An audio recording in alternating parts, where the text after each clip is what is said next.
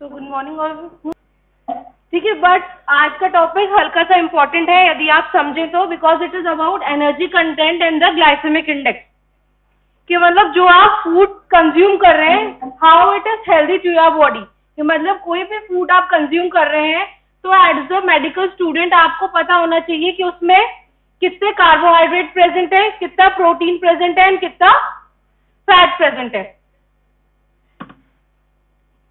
सो energy क्या होती है?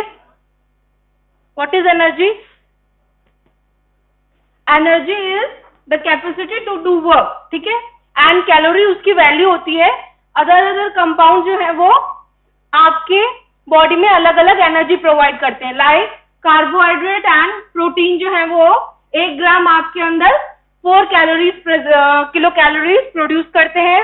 फैट आपके बॉडी के अंदर सबसे ज्यादा कैलोरीज प्रोड्यूस करते हैं, 9 किलो कैलोरीज पर ग्राम, एंड अल्कोहल जो है वो 7 किलो कैलोरीज पर ग्राम प्रोड्यूस करता है। Then what is the major component in a nutrient of a food? Like carbohydrate, protein, fat. उसके अलावा हमारे फूड में vitamin, minerals and water content भी होना चाहिए, ठीक है। एसेंशियल मीन्स जिसके बिना आपकी डाइट जो है वो कंप्लीट नहीं होगी, and essential these are those compound which makes your body healthy. Then जो बेसिकली आपको एनर्जी प्रोवाइड करते हैं वो होते हैं carbohydrate, protein and fat, vitamin, minerals, water. वो आपकी बॉडी में एनर्जी प्रोवाइड नहीं करते हैं। It's basically vitamin and minerals are supplement, ताकि आपकी नॉर्मल जो आपके बायोलॉजिकल एक्टिविटीज है वो परफॉर्म हो सके। बिकॉज विटामिन एंड मिनरल्स का वेरियस रोल होता है हमारे मेटाबॉलिज्म में। Then suppose you eat a burger in burger form, ठीक है, तो उसमें कैलोरीज मेंशन होती है कि कितना प्रोटीन है, कितना फैट है और कितना कार्बोहाइड्रेट है। सपोज यदि उसके अंदर 45 ग्राम्स ऑफ कार्बोहाइड्रेट है, then how you calculate the calories? 45 grams into 4।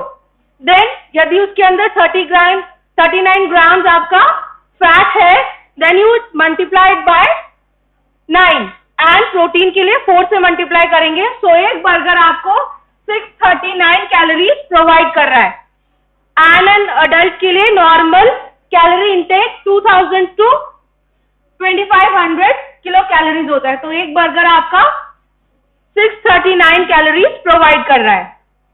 Then percentage हम ऐसे निकालेंगे, डिवाइडेड बाय जो टोटल कैलोरीज है उससे कितना परसेंट। तो आपका कार्बोहाइड्रेट दे रहा है 28%, fat it gives 55% and protein जो है वो आपका 17% प्रोवाइड कर रहा है। देन रेस्पिरेटरी क्वेश्चन क्या होता है? मींस कितना ऑक्सीजन प्रोड्यूस कर रहा है in compensation to the carbohydrate. So mix diet का अपन 0.7 लेते हैं या 0.85। देन एनर्जी तो हमने कंज्यूम कर ली। देन एनर्जी का यूटिलाइजेशन 3 फॉर्म में होता है। One is the BMR, means basal metabolic rate, means minimum energy जो आपकी बॉडी को लगती है to process a normal life in a resting state to maintain your physical mental wellbeing. And SDA means आपका जो भी कार्बोहाइड्रेट, प्रोटीन या fat है वो कितना हीट प्रोड्यूस कर रहा है जब वो आपकी बॉडी में बर्न होगा। तो सबसे ज्यादा आपका जो है वो प्रोटीन जो है वो हीट प्रोवाइड करता है। That's why when we eat protein we feel warm. And next है physical activity. So BMR, as I have told earlier, it is a minimum requirement of the energy to make you stable in physical, emotional and in digestive state. And आपका जो metabolic rate है during sleep जो है वो low down हो जाता है। Then what are the factors that affect the age? One is the age.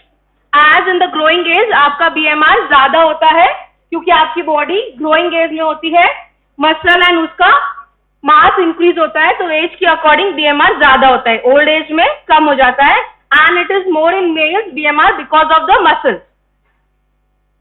And temperature में हाई कोल्ड टेम्परेचर में BMR बढ़ जाता है क्योंकि आपकी बॉडी को कोल्ड से अडेप्टेशन के लिए एक्स्ट्रा मेटाबॉलिज्म करना पड़ता है। तो इसलिए इन कोल्ड कंडीशन आपका BMR जो है वो रेज्ड हो जाएगा। जब आप एक्सरसाइज करोगे, जब फीवर में भी आपका BMR बढ़ जाएगा क्योंकि बॉडी आपके इन्फेक्शन के अगेंस्ट फाइट कर रही है. That's why in fever the BMR level is increase. Then thyroid hormone आपका मेटाबॉलिज्म बढ़ाते हैं. देन नॉर्मल जो अडल्ट का BMR लेते हैं वो हम लेते हैं 24 kilo calories per body weight in a day. Then SDA is the heat produce by a compound. सबसे कम कार्बोहाइड्रेट प्रोड्यूस करता है 5, देन फैट करता है 15% एंड 30% जो है आपका प्रोटीन प्रोवाइड करता है. देन फिजिकल एक्टिविटी जो आप करते हैं उसके अकॉर्डिंग आपका एनर्जी का एक्सपेंडिचर होता है. देन एनर्जी एस्टिमेशन के लिए वेरियस फैक्टर्स अफेक्ट करते हैं like gender, growth, age, physical activity and body mass ratio. Then energy को बैलेंस करने के लिए इनटेक एंड आउटटेक जो है वो बैलेंस होना चाहिए कि कितनी कैलोरीज आप ले रहे हो और कितनी आप यूटिलाइज कर रहे हो. सो यदि आप 2500 कैलोरीज ले रहे हैं एंड 25 कैलोरीज आप वर्कआउट में एंड डेली रूटीन एक्सरसाइज में कंज्यूम कर रहे हैं, it means your weight is stable. And यदि आप पॉजिटिव एनर्जी बैलेंस मीन्स आपका इंटेक ज्यादा है एंड एक्सपेंडिचर लो है, then it will lead to the weight gain. And आप जब एनर्जी कंज्यूम करेंगे एंड आप एक्सरसाइज ज्यादा करेंगे या आप ऐसी डाइट लेंगे जिसमें प्रोटीन ज्यादा होगा, तो वो ज्यादा हीट प्रोड्यूस करेगी, तो आपका मेटाबॉलिज्म फास्ट होगा एंड आपका वेट लॉस होगा. Then to maintain a weight you have to increase the physical activity and should need a proper diet within your energy intake. Then how to take BMI? BMI is the body mass index. It is the weight for the height. Underweight यदि normal आप BMI जो है वो 20 से लेते हैं, यदि 18.5 है that is underweight. Then overweight it is above 25 and obese when it is more than 30. Then ABC of eating healthy. First thing is you should eat adequate. Means जो आपका पोर्शन है कार्बोहाइड्रेट, प्रोटीन एंड फैट का वो proper होना चाहिए. आप सिर्फ carbohydrate diet पर नहीं जा सकते या सिर्फ फैट या सिर्फ प्रोटीन डाइट पर नहीं जा सकते. It should be adequate to maintain the normal metabolism and it's a balance of all the food. Then you should have a calorie control. Then the eating should be moderate. Means ऐसा नहीं कि आपने breakfast में heavy कर दिया, then आपने lunch skip कर दिया, then evening.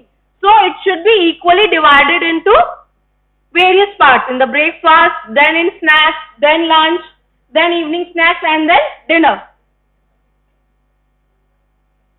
Then it should contain variety and nutrient density. Suppose you take 1 glass of low fat, so it contain all the nutrients. यदि आप जूस लेते हैं तो उसमें से विटामिन सी एंड कैलोरीज ज्यादा होगी. And in contrast to the cold beverages, it contain only calories. So this is the eating pyramid. Like you should eat carbohydrate in a balanced diet in a largest portion. Then you should have fruits, means 5 portion a day in a fruit and vegetable, ताकि आपको fibers and vitamins and minerals मिल सके. Then you should sometimes take the dairy products and the non-vegetarian kind meat and the fish. And the oil and fat, it should be very less in the amount. So this is the main ingredient that you should include in your day-to-day life. The dairy products, the fruits and vegetables, grains, basically whole wheat grains are more good to our body because वो आपका एकदम से glycaemic index नहीं बनाते हैं, उसमें fibre होते हैं. सो वो आपकी बॉडी में फाइबर भी देते हैं जिससे आपका डाइजेस्टिव सिस्टम इंप्रूव होता है एंड आपको कार्बोहाइड्रेट भी प्रोवाइड करते हैं. And for the non vegetarian the meat. So what is a balanced diet? Balanced diet वो होती है जिसमें सारे कंपोनेंट एडिक्वेट अमाउंट में हो. Carbohydrate, protein, fat, and you should also The diet should also contain the fibers, vitamin, minerals and water in a adequate amount. Minimum 2 to 3 liters per day. Then how to calculate a diet? First, what is how to prescribe a diet? First आपको energy requirement and SDA. SDA generally हम 10 लेते हैं and protein की requirement generally 0.8 to 1 ग्राम पर body wait होती है, ठीक है. देन कैल्शियम मिनिमम एडल्ट में 1000 मिलीग्राम होना चाहिए. Iron should be 10 milligram. Then उसके बाद फिर कैलोरीज इंटेक के बाद आपका कितना कार्बोहाइड्रेट, प्रोटीन एंड फैट का इंटेक होना चाहिए वो आप कैलकुलेट करेंगे. देन एनर्जी रिक्वायरमेंट बनाने के लिए फर्स्ट आपको BMR, then SDA and exercise के बेसिस पर आप टोटल कि कितनी एनर्जी चाहिए वो कैलकुलेट करनी चाहिए. लाइक यदि आपका सेडेंटरी लाइफस्टाइल है तो आप 30% ऑफ BMR ऐड करेंगे और यदि मॉडरेट एक्सरसाइज है then 40 and heavily work means जो लेबरर्स होते हैं उसमें 50% ऑफ BMR ऐड होता है. देन SDA हम कॉम्प्लेक्स डाइट का 10% देते हैं क्योंकि हमारी diet carbohydrate and protein and fat सबका मिक्स होता है तो SDA हम 10% लेते हैं. इस तरीके से एक मॉडरेट पर्सन के लिए 2000 calories is required in a day. Then we should prescribe, this is only an example कि कितना सीरियल, कितना pulses. Generally cereal is to pulses का रेशियो 1:5 का रहता है, ठीक है. Then milk, green leafy vegetables, sugar, ठीक है. अब ये वेराइटीज ऑफ फूड है जिसमें अलग अलग कार्बोहाइड्रेट, प्रोटीन एंड फैट है. लाइक सीरियल्स में आपका कार्बोहाइड्रेट भी है एंड प्रोटीन भी है. एंड पल्सेस में आपका कार्बोहाइड्रेट, प्रोटीन एंड शुगर में आपका सिर्फ कार्बोहाइड्रेट है.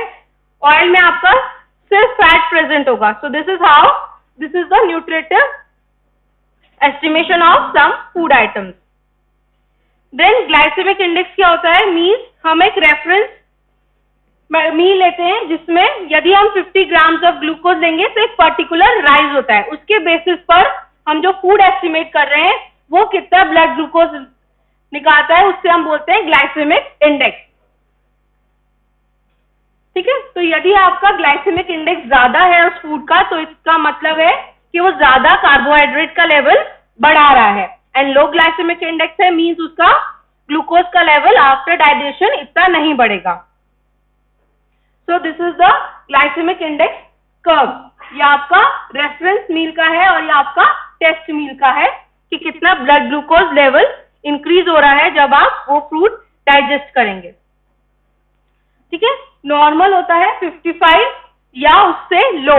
Intermediate glycemic index means it is 56 to 69 और यदि 70 से ज्यादा है तो मीन्स उसका ग्लाइसेमिक इंडेक्स बहुत ही ज्यादा है. देन कॉमनली यूज फूड्स होते हैं जैसे cornflakes, it contain 80 glycemic index. Then oats contain 50 glycemic index, corn contain 59, then semolina contain 55, then orange contain 43 and french fries contain 75. So glycemic index should be less than 55. So यदि आप simple carbohydrate diet लोगे तो आपका एकदम से glycaemic index raise होगा. लेकिन यदि आप कॉम्प्लेक्स कार्बोहाइड्रेट लोगे तो वो क्या करेगा, फाइबर होने के कारण इतनी जल्दी डाइजेस्ट नहीं होगा और एकदम से आपका ब्लड शुगर लेवल राइज नहीं होगा. So the general rule to maintain the glycemic index that carbohydrate should be combined with the protein or fat and the fiber. So this is the glycemic index of some foods. Then ice cream जो होती है उसका glycemic index कम होता है. क्यों? क्योंकि उसमें fat होता है. So हम डायबिटिक पेशेंट को बोल सकते हैं कि when you want to eat something sweet you can have ice cream but daily नहीं, क्योंकि उसमें फैट का अमाउंट बहुत ज्यादा होता है, ठीक है. तो occasionally they can have ice cream to control their sugar cravings. So यदि ग्लाइसेमिक इंडेक्स कम है तो ब्लड शुगर लेवल्स जो होंगे वो आफ्टर द मील वो कम रेज होंगे. So the weight can be manage. और यदि ग्लाइसेमिक इंडेक्स हाई होगा तो कार्बोहाइड्रेट का लेवल एकदम से शूट अप होगा and it leads to the increase in the fat deposition. Then lipid level will be rise, blood sugar level will rise, there will be the weight gain and high glycemic index की आप diet लोगे, so it can lead to the chances of diabetes and heart disease. That's it.